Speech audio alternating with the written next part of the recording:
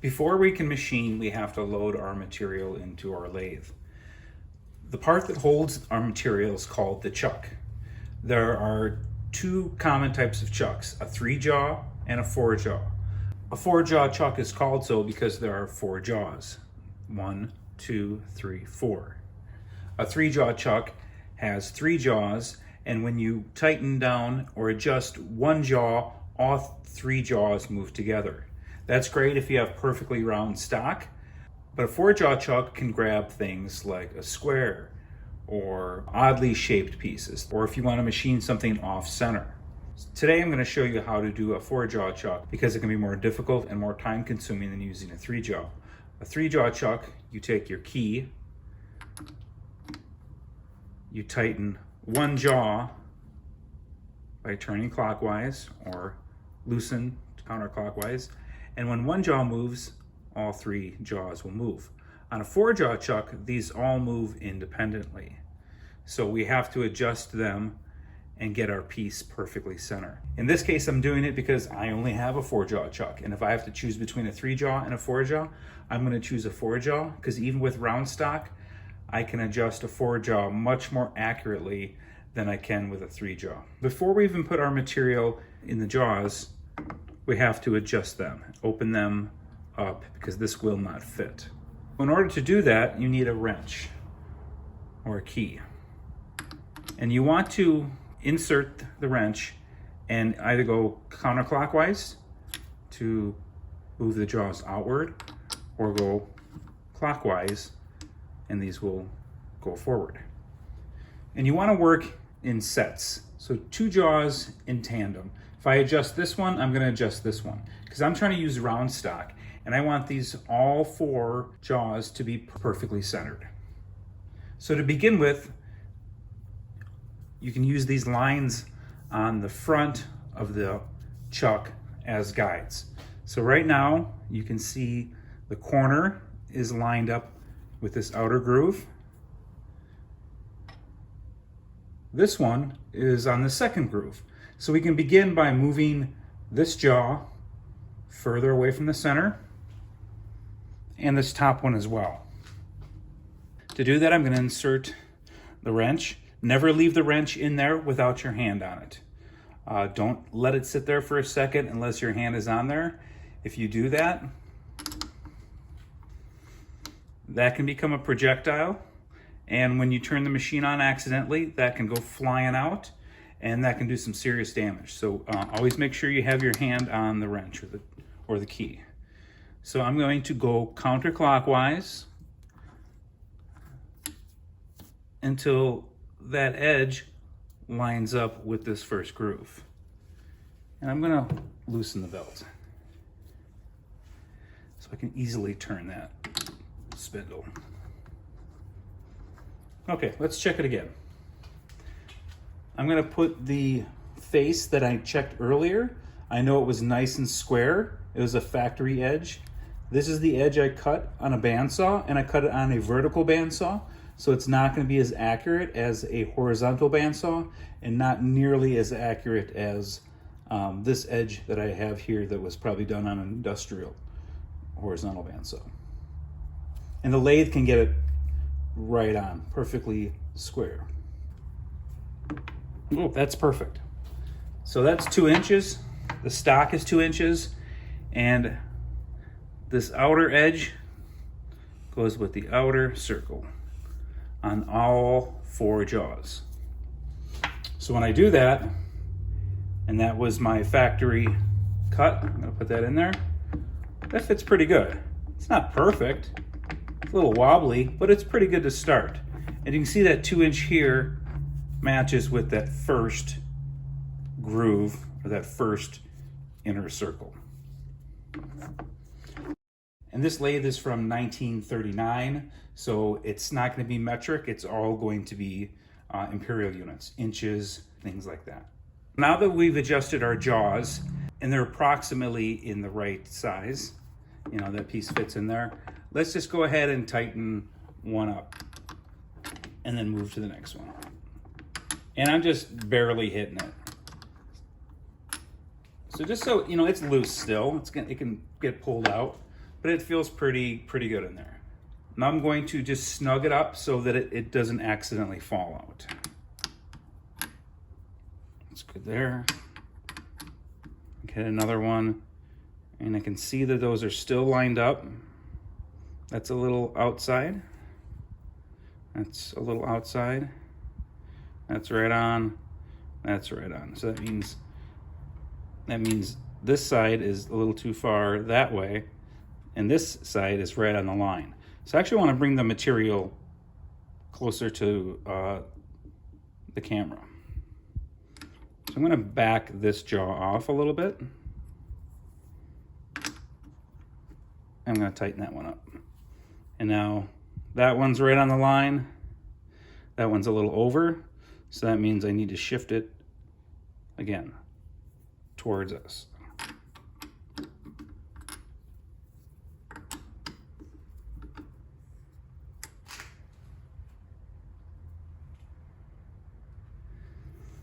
Again, the materials, I could move it if I really tried, but it's pretty tight in there. So now this is where I'm done just eyeballing it. This is where I'm done just guessing. This has been guessing so far. I matched it here, but that's not very accurate. So I'm not over cranking it, but I am tightening it up a bit because I'm going to turn the machine on, and I don't want that piece of metal flying out and becoming a projectile. Tighten the belt, make sure everything's moving. Not bad. If you look at the edge, look over here, and maybe reference something in the background, like that motor in the background, and look at how that line moves just a little bit. It's not bad. If I was going to machine this down more, this is a 2-inch piece. If I wanted to machine it down to like a 1-inch, and I was going to remove a lot of material, that would be a 1/2 inch on both sides. Then I could probably just leave it like this, just tighten it up more and get ready to machine. But since I actually want to use as much of this material as possible, this is 2 inches, I'm actually going to machine it to 2 inches, and then I'll sand it, make sure that we don't go under that. Let's get into some higher tolerances and some more accurate measuring.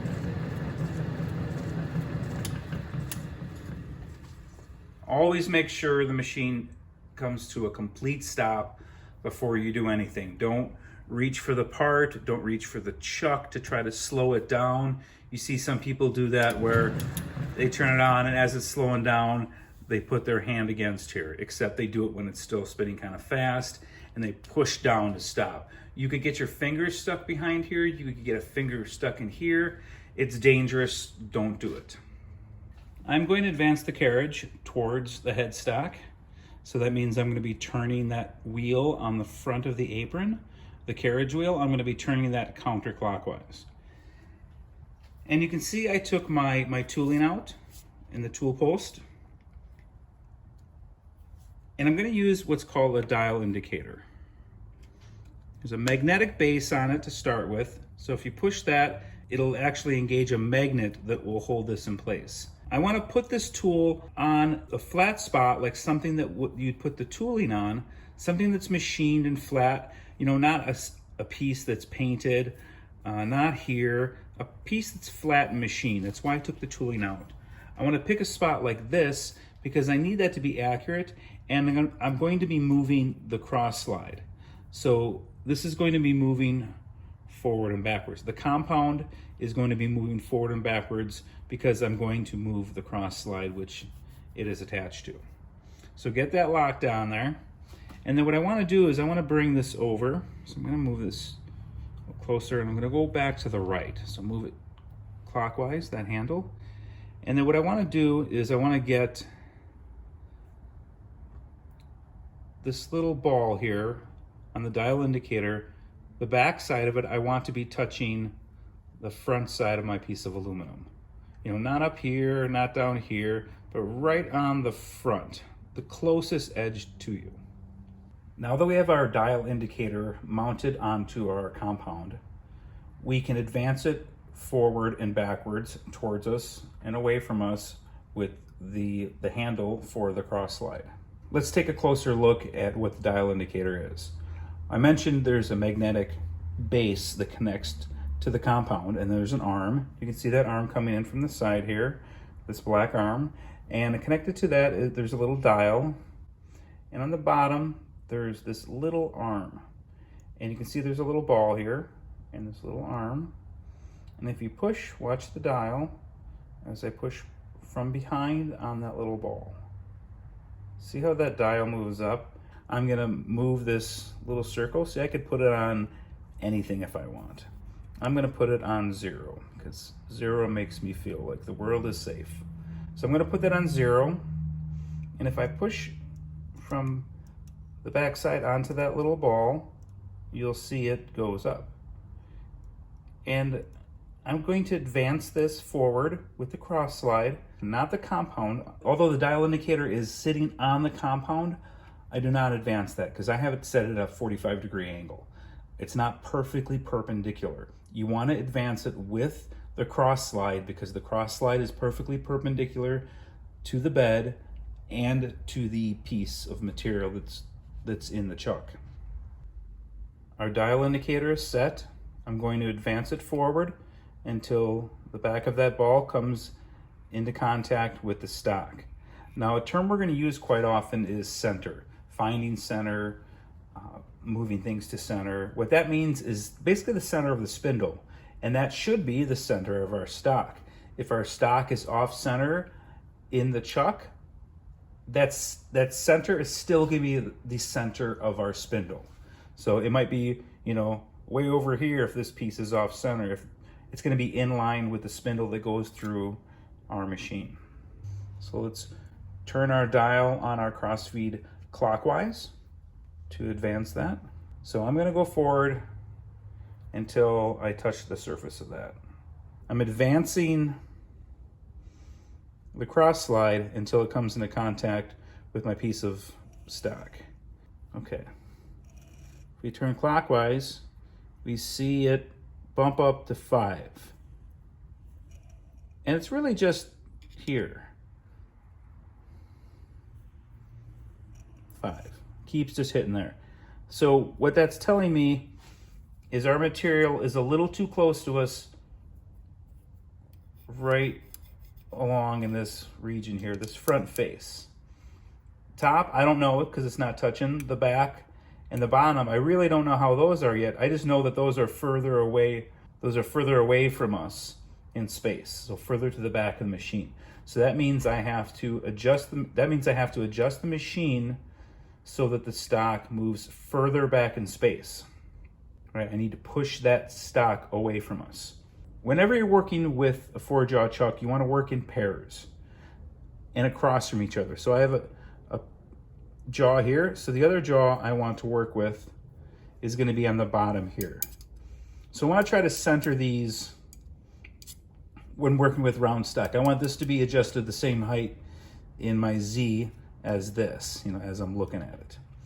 And the same thing with the other pair. So this one and this one, we want those centered to our spindle, which will center our stock, and we'll find the center of our piece and we'll get the most out of our material. So let's turn the headstock again. There it is. So it's it starts to happen here, but I want to adjust a front jaw and a back jaw. I want to adjust the front jaw and the back jaw. I don't want to adjust it at an angle like that. I want this to be directly parallel. These sets, I want these to be parallel with the floor or with the bed. With the 4-jaw, I prefer to work with 2 wrenches. One, I will adjust the back, and the other wrench I will use to adjust the front. And what I want to do is adjust them so that everything goes to 0. So right there. So if you see a number, the number goes up, that means the material is close to you and you want to push it away. So that means I'm going to turn this clockwise, and that's going to push our jaw away from us. And I do the opposite on the opposite side.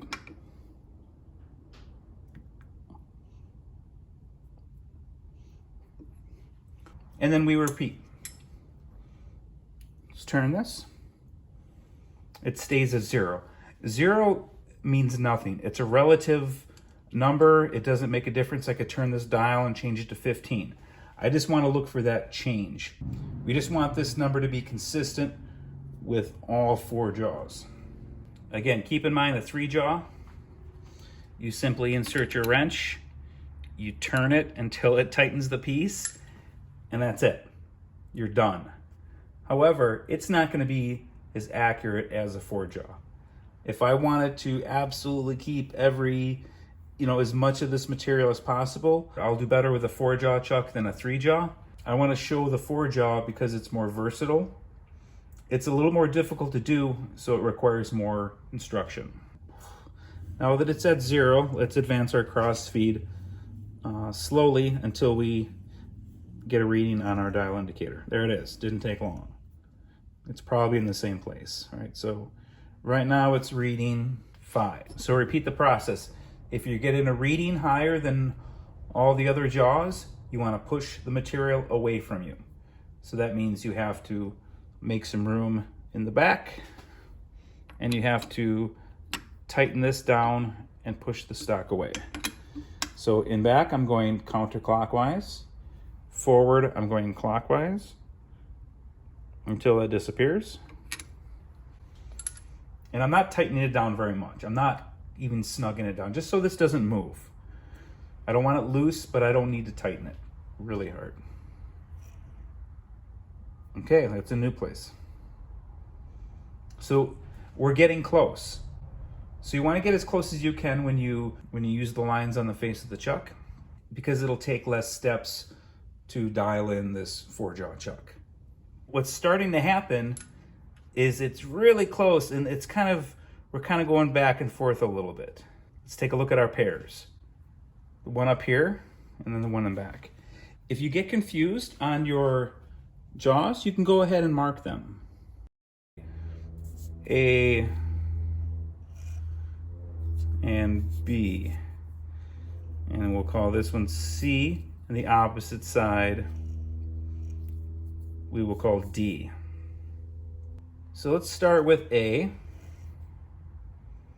And A reads too close to us. Let's go to the opposite side, which would be B.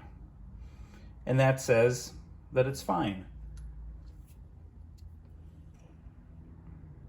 So that means we got to bring that down to 0 without going back over 0 on this side. So let's go down to 2.5.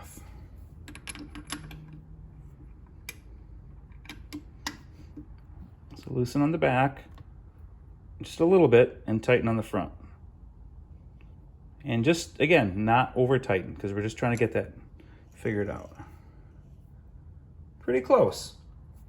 3.5 and we'll say 2.5.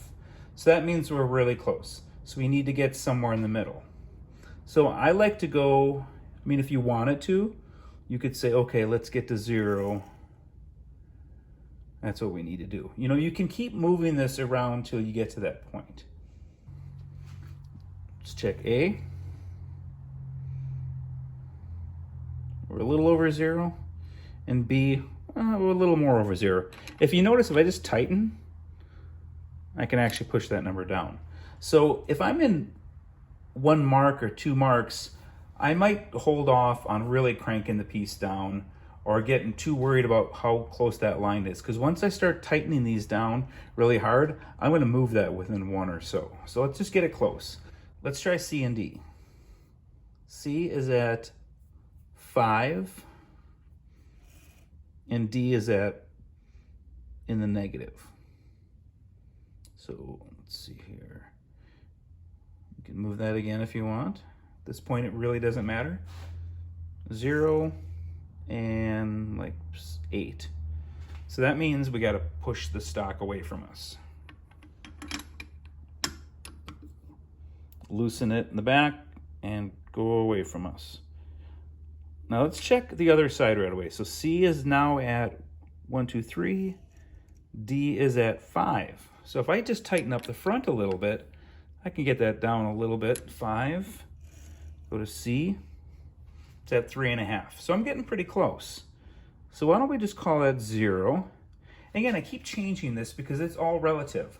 I'm just trying to get, at first I'm just trying to get two jaws set to the same thing.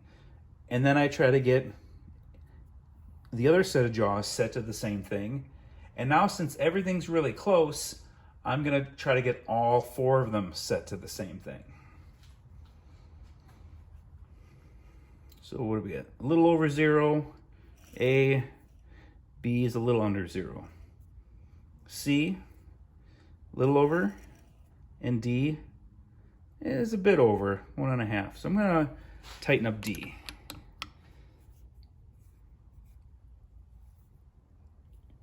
Okay, 1, let's check C. 1, let's check A. A little over, B, a little under. So you notice when you work on 2 jaws, you might affect the other pair because we're really down to higher tolerances, more accurate measurements.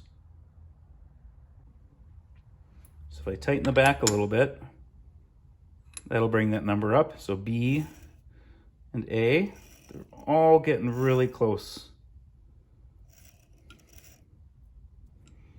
So it's interesting, if you notice one pair, A, if you notice one pair A is a little under B, so one pair is a little, really close to 0, and the other pair, C and D, are a bit over 0, almost 1 over. So that means there's probably some debris on our piece of aluminum, so you could clean that off. Maybe use some steel wool, something not too abrasive, some light sandpaper like a 400 or even 220. I'd say like a 220 sandpaper. You could use a 220 sandpaper to remove some of that debris. So now I'm going to start tightening things to make sure it's really secure, and I'm going to check this more often and just try to get everything as close to even as possible. Still working in pairs. Still working in pairs. Let's go A, a little under 0, B, a little over. So I'm going to just tighten B to 0, 0. Okay, now I'm going to go to the other pair, D and C. 1, 1. So now that tells me this is really centered. But now I got to make sure that this is tight, and when I start tightening these up, it's going to affect it being centered. So you got to go little by little. Let's go back to A.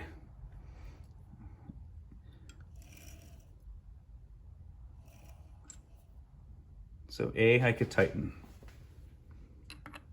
because it's a little closer to me than B.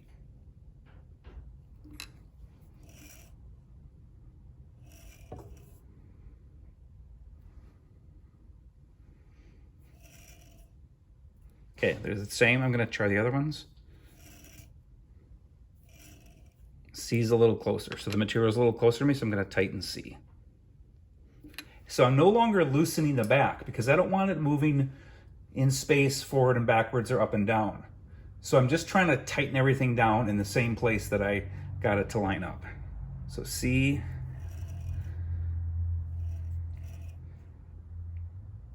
So now I got to push down D. So remember, whatever you tighten on the front, it's going to affect the back. So I'm on 1, a little under 1. So I'm going to tighten D. 1 and 1. Now let's check A and B. So there's A, a little under, B, right on. So I'm going to tighten B, tighten A. And this, so now this is pretty tight. So every turn I do now is just to snug it up a little bit and to get that to be a little more accurate.